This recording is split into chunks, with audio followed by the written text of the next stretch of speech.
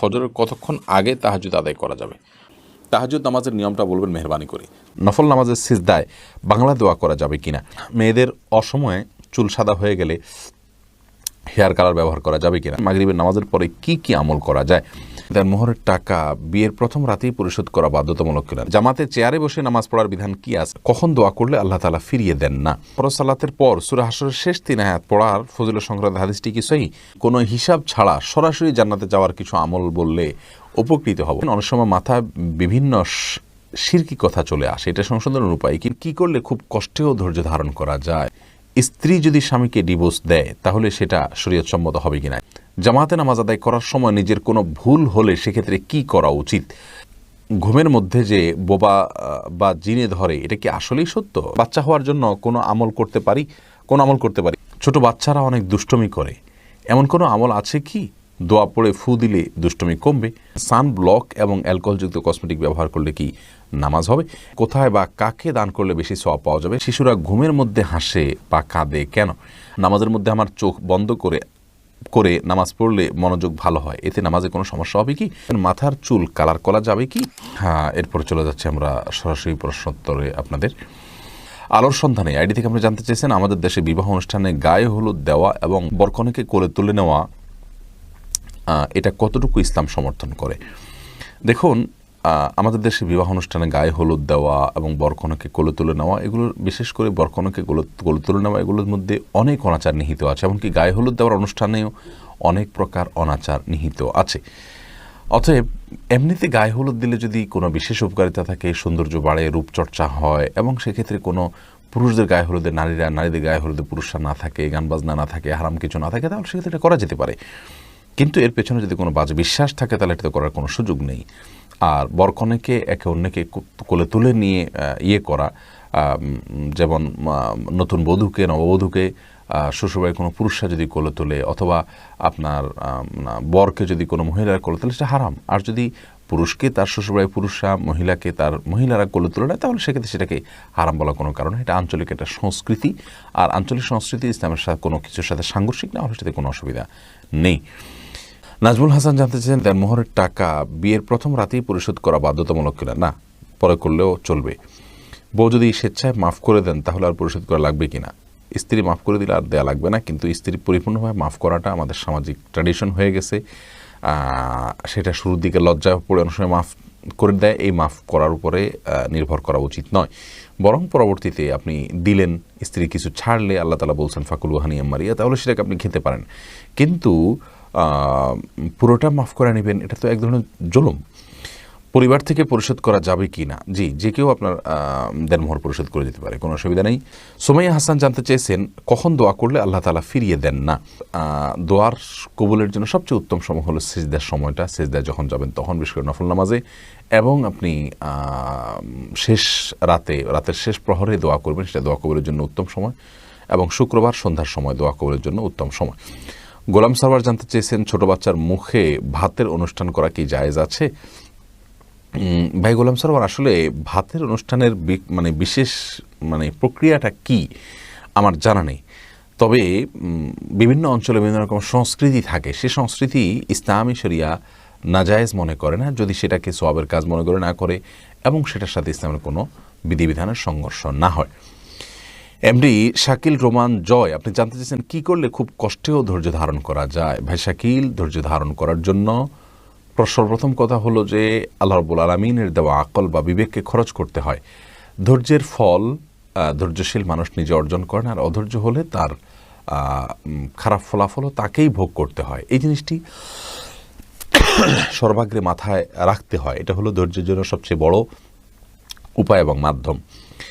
এরপরে কথা হলো যে ধৈর্য ধারণ করার জন্য সবরকারী যারা ধৈর্যশীল মানুষ আছেন, তাদের সান্নিধ্যে থাকলে, তাদের সাথে উঠা বসা করলে, তাদের সঙ্গে সম্পর্ক করলে, তাদেরকে দেখলে আপনার ভেতরে ধৈর্য আসবে ইনশাআল্লাহ। সেই সাথে আল্লাহ রাব্বুল আলামিনের কাছে দোয়াও করতে হবে, আল্লাহ যেন সবর এবং ধৈর্যতা দান করেন। অধৈর্য হওয়ার পরিণতি কি, সেটা কথা বেশি বেশি কল্পনা করা। জীবনে বিভিন্ন সময় অধৈর্য হওয়ার কারণে যে সমস্ত ক্ষতির সম্মুখীন আমরা হয়ে থাকি, সেগুলোর কথা যত চিন্তা করব তত ইনশাআল্লাহ ধৈর্যের ব্যাপারটি আমাদের জন্য সহজ হবে। শ্রাবণ মেঘ আইডি থেকে আপনি প্রশ্ন করেছেন, সান ব্লক এবং অ্যালকোহলযুক্ত কসমেটিক ব্যবহার করলে কি নামাজ হবে? অ্যালকোহলযুক্ত কসমেটিক ব্যবহার করার কিছুটা সময় বিলম্ব করে নামাজ পড়লে অ্যালকোহলটা বাষ্প হয়ে চলে যাবে, ইনশাআল্লাহ তাতে নামাজ হয়ে যাবে।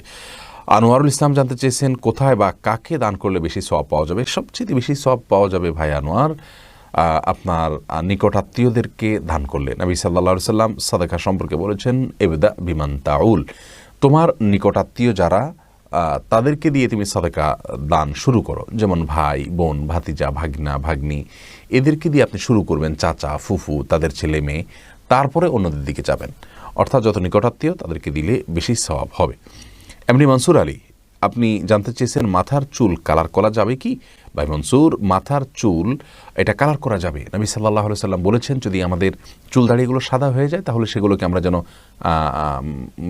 ভিন্ন রঙে রূপান্তর করি, কিন্তু ওয়াজান্নিবু সওয়াদ তিনি আরও বলেছেন যে কালো কালার থেকে তোমরা বেঁচে থাকবে। তার মানে কালো ছাড়া অন্য যে কোনো রঙে রঙিন করতে পারেন, তবে যে রঙে রঙিন করবেন সেটা যেন ন্যাচারাল রঙ হয়, সেটা যেন আলাদা কোনো আবরণ সৃষ্টি না করে আমাদের চুল বা দাড়ির উপরে। এই বিষয়টি আমাদেরকে মূলত খেয়াল করতে হবে, ব্যাস, তাহলে সেক্ষেত্রে চলবে, অন্য কোনো আর বিষয় খেয়াল না করলেও চলবে।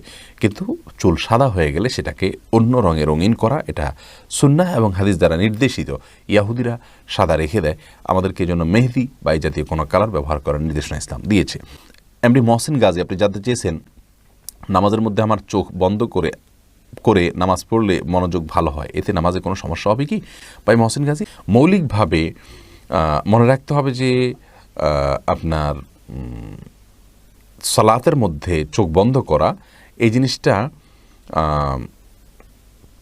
সালাতের মধ্যে চোখ বন্ধ করে রাখাটা ইসলামের শরীয়তের দৃষ্টিকোণ থেকে প্রাথমিকভাবে সাধারণ অবস্থাতেই এটা প্রশংসনীয় কোনো কাজ নয়, বরং একজন ঈমানদার সালাতের মধ্যে মুখ চোখ খোলা রেখে সালাত আদায় করবেন। হ্যাঁ, কখনও তার মনোযোগ সৃষ্টি করার জন্য বিশেষ পরিস্থিতিতে তিনি যদি চোখ বন্ধ করেন তাহলে ঠিক আছে, তাতে কোনো অসুবিধা নেই।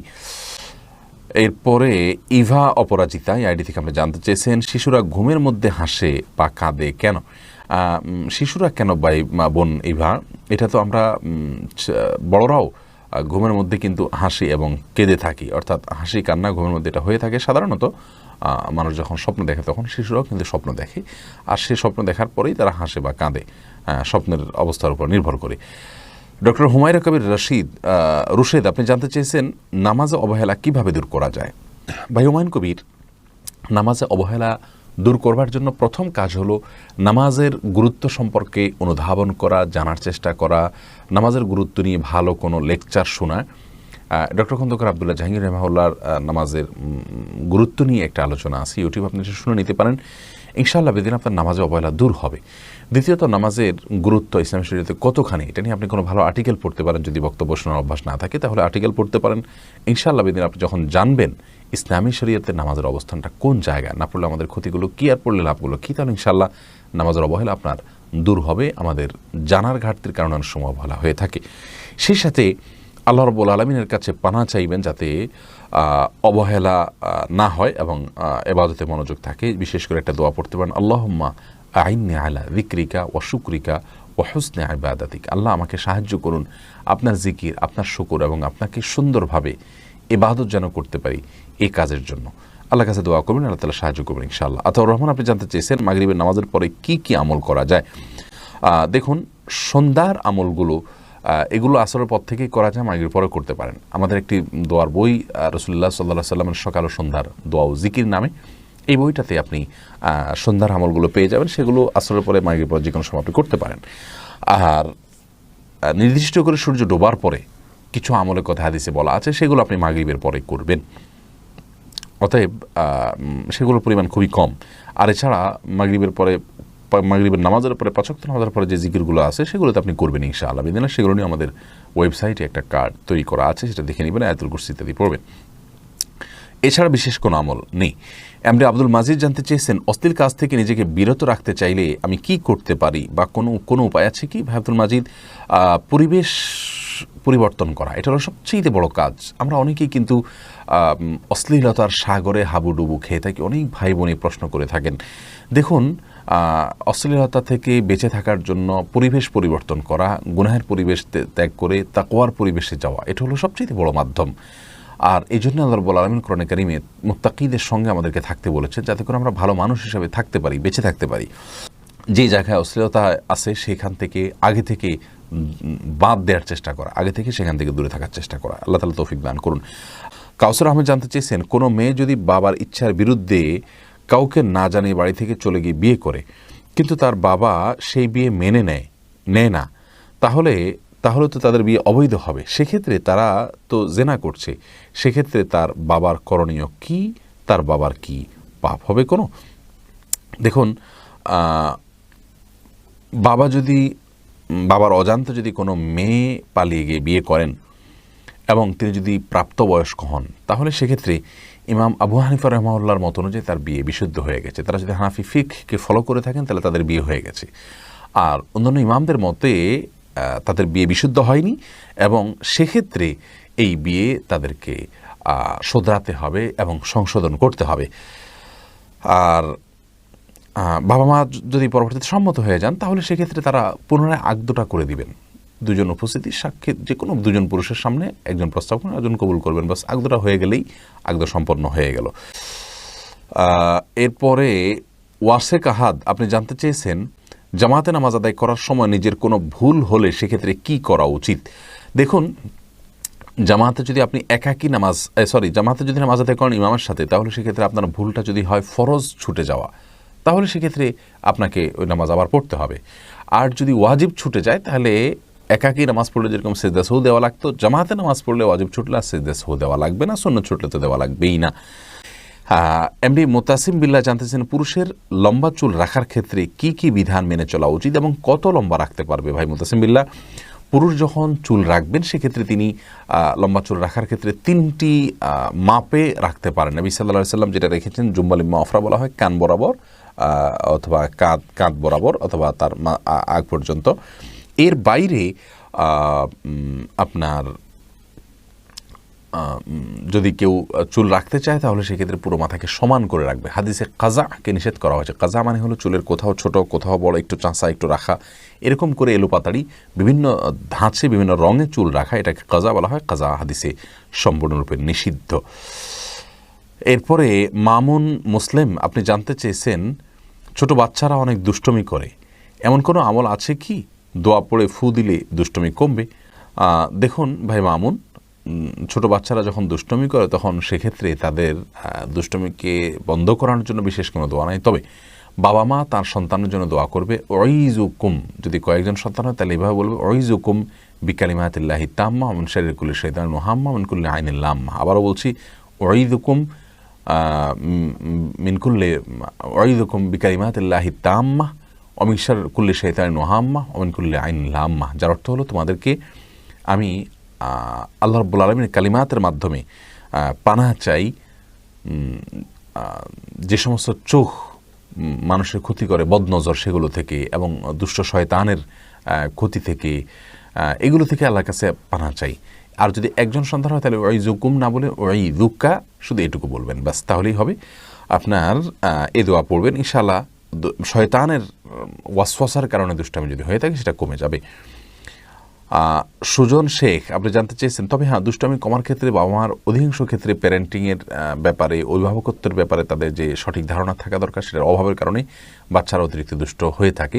বাচ্চাদের দুষ্টামি কমানোর জন্য বাবা মায়ের অনেক দায়িত্ব রয়েছে, অনেক কলাকৌশল রয়েছে, সেগুলো অবলম্বন করতে হয়। সুজন শেখ জানতে চেয়েছেন, কিস্তিকে কি কোনো পণ্য ক্রয় করা যাবে? জি, করা যাবে, কোনো অসুবিধা নাই। মেয়েদের অসময়ে চুল সাদা হয়ে গেলে হেয়ার কালার ব্যবহার করা যাবে কিনা? হেয়ার কালার বলতে আপনার মেহেদি ব্যবহার করতে পারেন, কিন্তু কালো কোনো কিছু ব্যবহার করতে পারেন না, আর্টিফিশিয়াল কোনো কিছু ব্যবহার করবেন না, যার ফলে একটা আবরণ তৈরি হয় চুলের উপরে। রাবিয়া নৌজাহাত আপনি জানতে চেয়েছেন,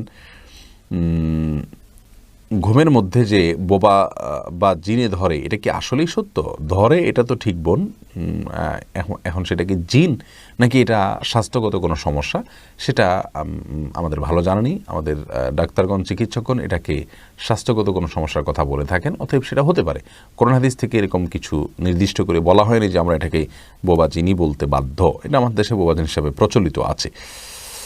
তাসনিম জাহান জানতে চেয়েছেন, অনেক সময় মাথায় বিভিন্ন শিরকি কথা চলে আসে, এটা সংশোধনের উপায় কি বোন? চলে আসলে সেক্ষেত্রে আপনার এটার জন্য কোনো অরিড হওয়ার কোনো কারণ নাই, পেরেশান হওয়ার কোনো কারণ নাই। আপনার ইচ্ছা ছাড়া যদি চলে আসে তাহলে এই টাইপের চিন্তার জন্য ইসলামী শরিয়াতে আপনাকে পাকড়াও করবে না, আল্লাহ রাব্বুল আলামিন এটার জন্য পাকড়াও করবেন না।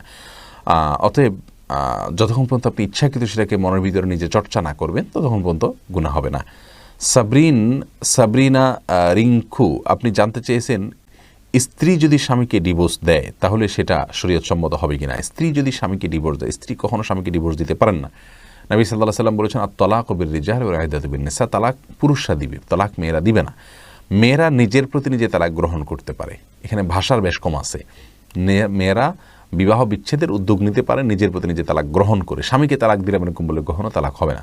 নিজের প্রতি নিজে তালাক গ্রহণ করার ক্ষেত্রে আমাদের কাবিননামার 18 নম্বর কলাম যদি পূরণ করা হয়ে থাকে বিবাহের সময়, অথবা স্বামী যদি তার স্ত্রীকে বিবাহের পরে তালাকের অধিকার দিয়ে থাকে, এটাকে বলা হয় অর্পিত তালাক। তালাক গ্রহণ করা তার নিজের প্রতি নিজে, এটার অধিকার যদি অর্পণ করে থাকেন তাহলে সেই অধিকারের ভিত্তিতে স্ত্রী তালাক গ্রহণ করতে পারে। বিশেষ শর্ত দিলে সেই শর্ত পাওয়া গেলে স্ত্রী তালাক গ্রহণ করতে পারে। আমাদের দেশে স্ত্রীরা যে ডিভোর্সটা স্বামীদেরকে পাঠিয়ে থাকেন সেটা এরকমই হয়ে থাকে বেশিরভাগ ক্ষেত্রে। তবে সেখানে কাবিননামার 18 নম্বর কলাম পূরণ করা হয়েছে, সেখানে স্বাক্ষর করা হয়েছে কিনা, কাবিননামা হয়েছে কিনা, হইলে সেটা আগদের পরে হয়েছে কিনা, এবং যে শর্তগুলো আছে কাবিননামাতে উল্লেখ করা আছে তার কোনোটা ভঙ্গ হয়েছে কিনা, এই বিষয়গুলো তদন্ত সাপেক্ষে বলা যাবে।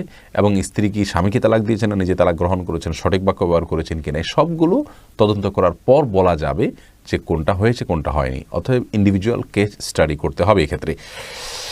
এনামুল হাসান সাজি আপনি জানতে চেয়েছেন, কোনো হিসাব ছাড়া সরাসরি জান্নাতে যাওয়ার কিছু আমল বললে উপকৃত হব। ভাই এনামুল হাসান হক, কোনো হিসাব দিবেন না, আপনি সোজা জান্নাতে চলে যাবেন।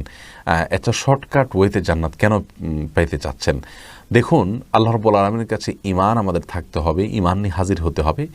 এরপরে বিশেষ কিছু আমলের মাধ্যমে আল্লাহ রাব্বুল আলামিন বিনা হিসাবে জান্নাত দিবেন।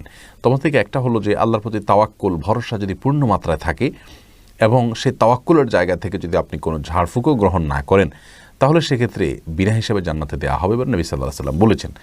এরকম আরও কিছু আমলের কথা আছে, কিন্তু আল্লাহ রাব্বুল আলামিন কিছু লোককে বিনা হিসাবে জান্নাতে দিবেন, সেটা শুধুমাত্র আল্লাহর একান্ত অনুগ্রহ, তার উপরে ভিত্তি করে আল্লাহ তাআলা দিবেন। আমরা নির্দিষ্ট আমল করলে আপনার বিনা হিসাবে জান্নাতে যাবে এরকম আমলের তালিকা অনেক লম্বা চড়া কোনো তালিকা নেই, বরং আমাদেরকে আমল করে যেতে হবে। আল্লাহর অনুগ্রহে পেতে হলে আমল করার কোনো বিকল্প নেই। আর আমরা যখন আল্লাহর অনুগ্রহ পাওয়ার জন্য আমল করতে থাকবো, ইনশাআল্লাহ আল্লাহ রাব্বুল আলামিন আমাদের প্রতি অনুগ্রহ করবেন। ইফরাত মোহাম্মদ ইভান জানতে চেয়েছেন, নফল নামাজের সিজদায় বাংলা দোয়া করা যাবে কিনা। এ বিষয়ে ওলামা কেরামের মত পার্থক্য রয়েছে। অনেক ওলামা কেরাম অনুমতি দিয়েছেন, যেহেতু রাসূল করিম সাল্লাল্লাহু আলাইহি ওয়াসাল্লাম সিজদায় কমনভাবে নির্দেশ করেছেন ফাকসিরু ফীহি মিনাদ দুআ বলে, অর্থাৎ সিজদায় তোমরা বেশি দোয়া করবে। আবার অনেক ওলামা কেরাম বলেছেন এখানে কোরআন হাদিস বর্ণিত দোয়া করবেন, সালাতের মধ্যে মাতৃভাষায় কোনো কিছু বলবেন না। আর হুসাইন বেলাল আপনি জানতে চান, ফরজ সালাতের পর সূরা হাশরের শেষ 3 আয়াত পড়ার ফজিলত সংক্রান্ত হাদিসটি কি সহিহ? ফজর সালাতের পর, ফজর সালাতের পরে সূরা হাশরের শেষ 3 আয়াত সম্পর্কিত হাদিসটিকে ইবনে হাজার আসকালানী রাহিমাহুল্লাহ সহ বেশিরভাগ মুহাদ্দিসগণ যায়ীফ বলেছেন। তবে এই সময়ে অন্যান্য অনেক আপনার গুরুত্বপূর্ণ আমল আছে যেগুলো আমাদের করা উচিত। এরপরে মাইনুদ্দিন হাসান নোবেল আপনি জানতে চেয়েছেন, টি শার্টে কোনো প্রাণীর ছবি থাকলে তা উলট করে নামাজ পড়লে নামাজ হবে কিনা। উল্টায় করলে নামাজ হয়ে যাবে। সুফিয়া খাতুন জানতে চেয়েছেন, মেয়েদের চুল বিক্রয় করা যাবে কিনা। না, শরীরের কোনো অঙ্গ মানুষের বিক্রি করা যায় না, এটা দান করে দেওয়া যেতে পারে, যদি কারোর প্রয়োজন হয় তিনি ব্যবহার করবেন। এমডি এসআর মুন্না জানতে চেয়েছেন, প্যান্ট নাভির নিচে থাকলে এবং যদি গেঞ্জি দিয়ে নাভি ঢাকা থাকে তাহলে কি সতর ঢাকা হয়? প্যান্ট যদি নাভির নিচে থাকে আর যে কোনোভাবে নাভি ঢাকা থাকে তাহলে সতর ঢাকা হয়ে যায়। আপনাকে সতর যে প্যান্ট দিয়ে ঢাকতে হবে, লুঙ্গি দিয়ে বা এমন কোনো যে কোনো কিছু দিয়ে আপনি ঢাকলেন, সেটা গেঞ্জি দিয়ে ঢাকলেন আর প্যান্ট দিয়ে ঢাকলেন, ঢাকা থাকলেই আপনার সতর আদায় হয়ে গেল।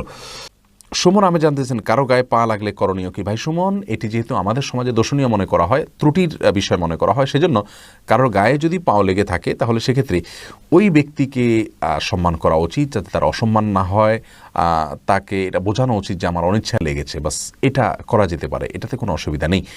অ্যারাবিয়ানরা কারোর গায়ে পা লাগলে সেটা কোনো দর্শনীয় মনে করে না, যার কারণে তাদের ওখানে বিশেষ কোনো কিছু করার নাই। এটা আমাদের অঞ্চলে যেহেতু এটা দোষের ওরফের ভাষা, কি এটা কিন্তু আমাদের অঞ্চলের ভাষা, আমরা এটাকে খারাপ কোনো এক জায়গায় একটা ভাষা যখন গালি হিসেবে ব্যবহার করা হয় সেটা ব্যবহার করা গুনাহ। একই ভাষা অন্য কোনো এলাকা বুলি হিসাবে ব্যবহার করা হলে, গালি হিসাবে না করা হলে সেটা গুনাহ হবে না। ঠিক তেমনিভাবে পাও লাগার বিষয়টি। সাদিয়া ইসলাম আপনি জানতেছেন সূরা ইয়াসিন একবার পড়লে 100 বার কোরআন খতমের সওয়াব পাওয়া যায়, এটা সঠিক কিনা না বোন? এটা বিশুদ্ধ কোন হাদিস দ্বারা প্রমাণিত নয়। সূরা ইয়াসিনের আসলে কোনো বিশেষ ফজিলতি বিশুদ্ধ কোন হাদিস দ্বারা প্রমাণিত নয়। সূরা ইয়াসিন সম্পর্কে অনেক কথা আছে, একবার পড়লে 7 খতমের সওয়াব পাওয়া যায়, এটা সেটা, এগুলো বিশুদ্ধ কোন হাদিস দ্বারায় প্রমাণিত নয়। এরপরে ইশফাত ইসলাম রাফি জানতে চেয়েছেন জামাতে চেয়ারে বসে নামাজ পড়ার বিধান কি আছে, দুজন একসাথে সালাম ফিরা দিয়ে ফেললে করণীয় কি? দুটা প্রশ্ন আপনি করেছেন। জামাতে চেয়ারে বসে নামাজ পড়লে সেটা যদি কেউ রুকু সিজদা করতে অক্ষম হন তাহলে সেক্ষেত্রে চেয়ারে বসে তিনি ইশারা রুকু সিজদা করতে পারেন, এটা জায়েজ আছে তার জন্য। রুকু সিজদা করতে তার ব্যথা হয়, অনেক বেশি কষ্ট হয়, রোগ বেড়ে যাওয়ার আশঙ্কা আছে, এরকম ক্ষেত্রে তিনি এরকম করতে পারেন। কিন্তু একটু সামান্য মাজা ব্যথা, একটু হালকা শরীর খারাপ লাগলে আমি চেয়ারে বসে গেলাম, সেটা কিন্তু জায়েজ নাই। জামাতে যখন চেয়ার বসাবেন, চেয়ারটা কোথায় রাখবেন? মনে করুন এটা হলো জামাতের কাতার, এক্ষেত্রে চেয়ারটাকে যদি কাতারের সামনে রাখা হয় তাহলে কোমরটা মুসল্লিদের ডানে বা মুসল্লিদের সামনে বরাবর হবে, কিন্তু পাওটা আমাদের সামনে থেকে যাবে। এটাতে একটা সমস্যা যে পাওটা সবার বরাবর হচ্ছে না, কিন্তু কাঁধটা বরাবর হচ্ছে। আর যদি চেয়ারটাকে আপনি পেছনে রাখেন তাহলে পাওটা অন্য মুসল্লিদের ডানে বা মুসল্লিদের সাথে বরাবর হবে, কিন্তু আপনার কাঁধটা পেছনে থেকে যাচ্ছে। তো এই জন্য উত্তম হলো সামনে চেয়ার রেখে কাতারের তারপরে বসা, যাতে করে পেছনের মুসল্লি ডিস্টার্ব না হয়। আর যে কোনো একটাতে আপনার ত্রুটি অবশ্যই থাকবে, যেহেতু আপনি মাযুর। মোহাম্মদ রাশিক সারিয়া লিখেছেন ফজরের কতক্ষণ আগে তাহাজ্জুদ আদায় করা যাবে?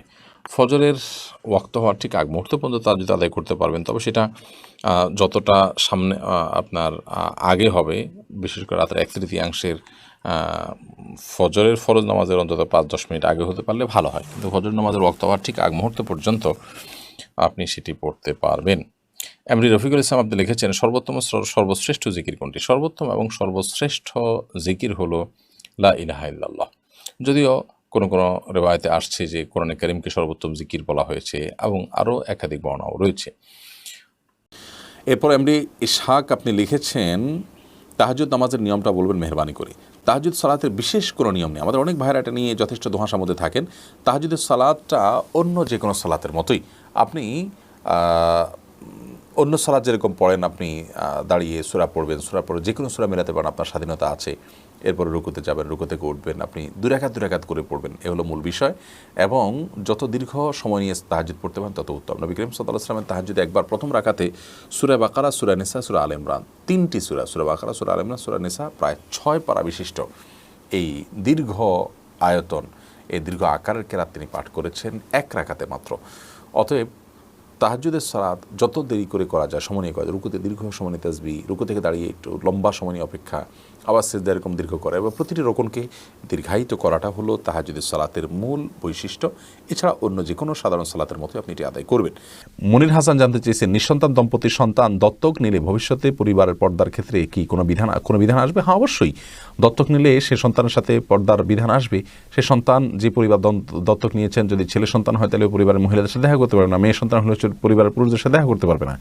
আর যদি তাদেরকে ছোটোবেলায় 2 বছর বয়স থাকতে আনা হয় আর এনে ওই পরিবারের কারোর দুধ পান করে দেওয়া হয়, যাতে করে তাদের সাথে দুধ সম্পর্কীয়, দুধ মা, দুধ বোন, দুধ খালা, এরকম একটা সম্পর্ক তৈরি হয়ে যায়, তাহলে সেক্ষেত্রে সেটা জায়েজ হবে।